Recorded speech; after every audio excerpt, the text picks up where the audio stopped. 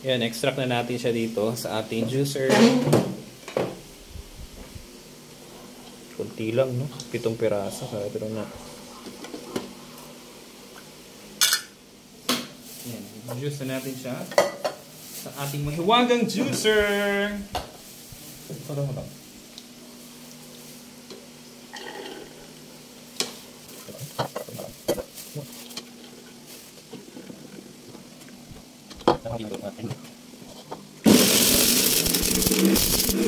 Ini apa? Ay, lupa.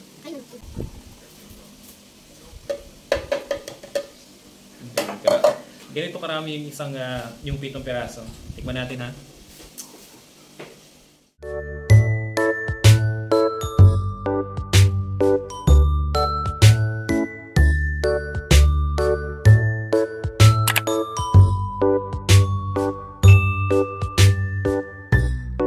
Ito naman po yung ating pomegranate, no? O yung tinatawag na granada.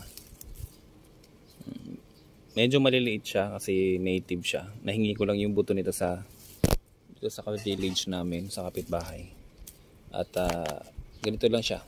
Pinakang malaki niya, halos malaki lang konti dito. Pero ito matamis at maasim-asim. Pag ganitong status na siya, manamis-namis na siya. Pero hindi kasi nga ngayon panahon or wala yata pinipiling panahon ng pomegranate. Kasi bunga lang siya ng bunga at bulaklak siya ng bulaklak. Dire-diretso, no? Madami ng mga nahulog dito. Yan, hindi ko na kinuha kasi ano kasi to, medyo matrabaho kung kakainin mo. Kaya kailangan dapat may juicer ka. Or pwede rin gawin sa ano, habang nanonood ka ng TV, yan, ikukukot mo. Yan, ano na siya, binaging na siya. Kunin ko natin yung isa.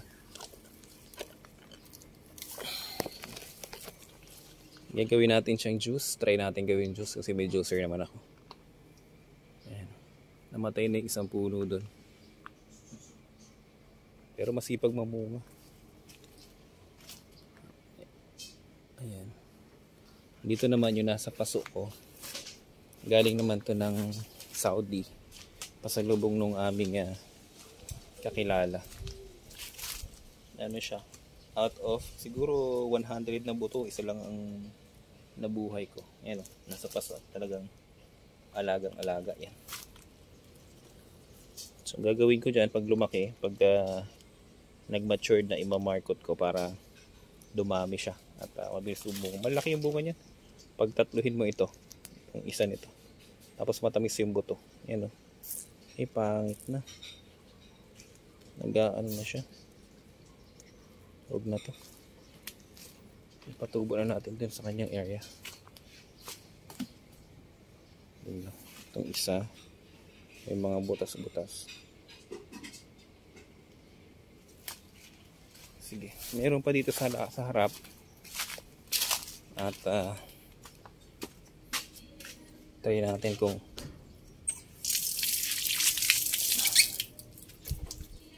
pwede na, mga hinog na.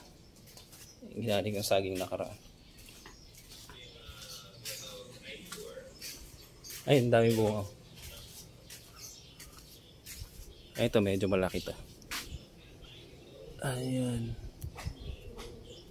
Ayan, ang ganda ng kulay. Nasa paso lang pala siya. Ayan, dalawa ito. Ayan, isa lang sa paso. May bunga na rin. Kunin natin yung mga bunga.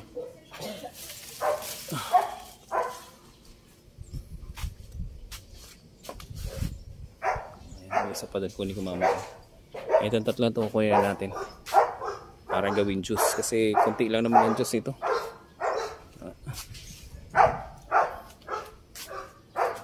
Ayan o, nasipag mamunga yung mga bunga maliliit kahit nasa paso lang yun. Ayan pa dito. Ayan. Eto, okay pa ba to? Ayun na pag nakapataw.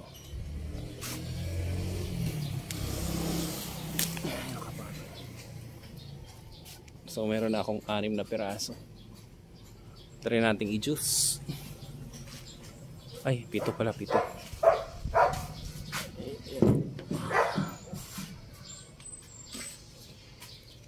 Ako sira na to yun. Mabilis mahulog.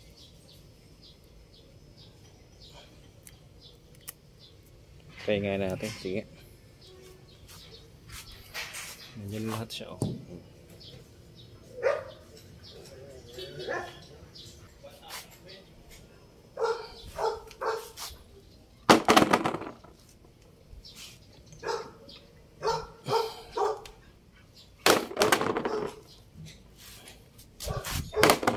Ano 462.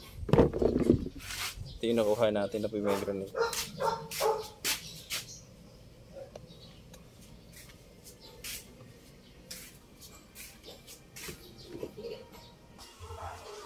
Ito yung juicer. Ihanda ang juicer kasi ano to eh. Gamot yung pomegranate, antioxidant, anti-cancer daw yun. Handa natin muna.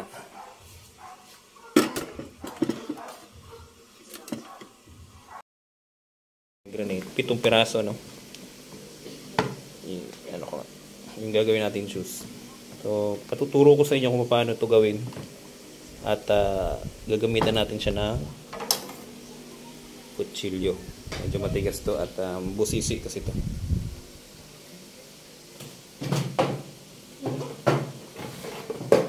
Pag ano yan, pagtanggal, kailangan mo munang ganito iwain sa ganito. Tanggalin yung taas. Parang bayabas yung kanyang mga buto pero sobrang tigas. Pero masarap yung kanyang juice. Yun ang i-extract natin. So pag magkakakat ka niyan, susundan mo lang yung mga itong mga layer na yan. Medyo pangit na nga yung ano. Pangit na yung buto ngayon. Kasi may mga butas-butas na eh. Pero intact pa rin yung kanyang buto. Hindi siya tulad ng bayabas na pag kinagat ng peste o ng insekto, bulok na yung buong pinamamahayan ng uod. Yan. Ginaganyan lang yan. Tapos yung maiipon natin buto, i-extract natin doon sa juicer. I-juice natin doon. Kuha natin yung buto niya. Ganito lang yung niya.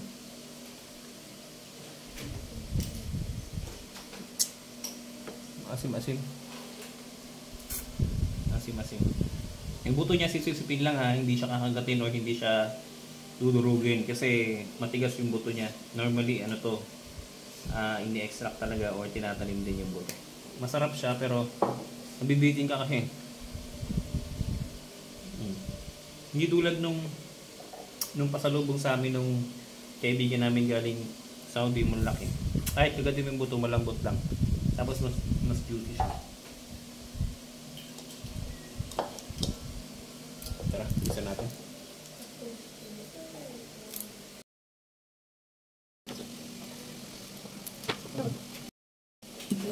May isang very good talaga dito. May isang very good na nabuksan ako ka-organic ko. Yung iba karamihan dito mga hinog sa pilit. Pero ito maganda yung pagkaano niya. Juicy siya. Nasa talaga siya. Diba mo?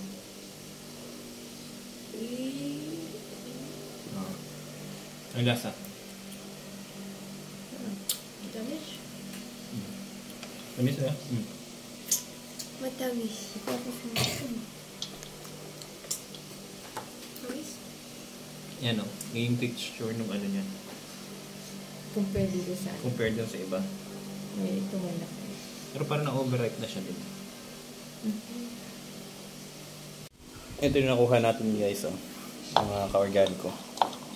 Ito na yung ating mga nakuhang buto at i-extract natin siya dito sa juicer. Ito yung mga balat. Ang dami mga reject. Madami mga reject at saka mga bulok dahil mga pinagkakagat ng insekto. Ito pa. Yan, ganyan katrabaho yung paggagawa ng pomegranate juice.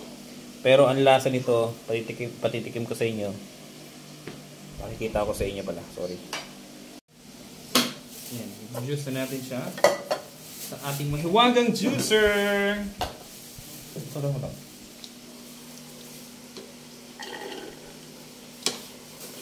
Yan pa ate. Ito din makakain. Tingnan mo ito.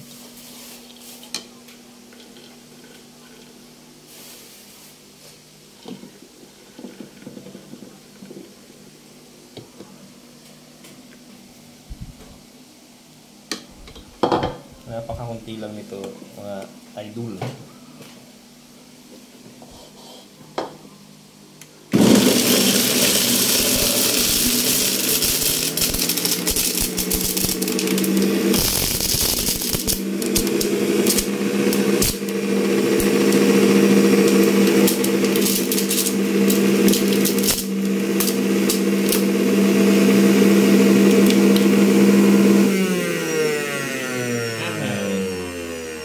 Juice niya guys. Ilang.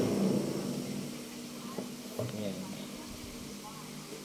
Yan yung 7 pirasong pomegranate. Kaya talagang masyadong mahal yung pomegranate. Dahil konti lang talaga yung na-extract niya sa kanyang buto. Ito naman yung kanyang pulp. Kita? Ayun. Durog talaga. Ayun na, no.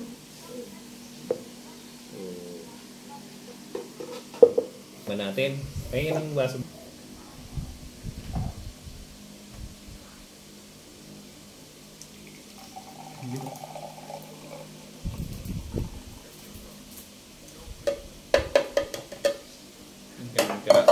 Ganito karami yung isang yung 7 peraso. Tikman natin ha.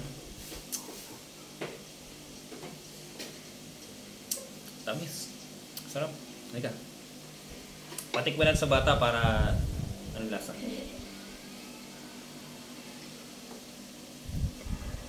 Matamis na maasim-asim. Ito kasi antioxidant, anti-cancer, pomegranate. So ugaliing uminom ng pomegranate kung mayroon kayong available. Kasi ito nakakapagpa tanggal ng cancer. Cheers. Ikaw naman. Try mo rin.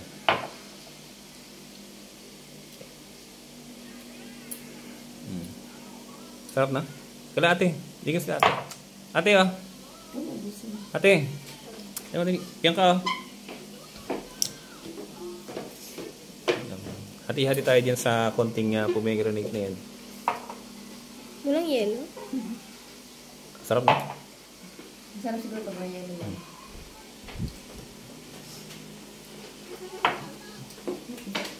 Artihan.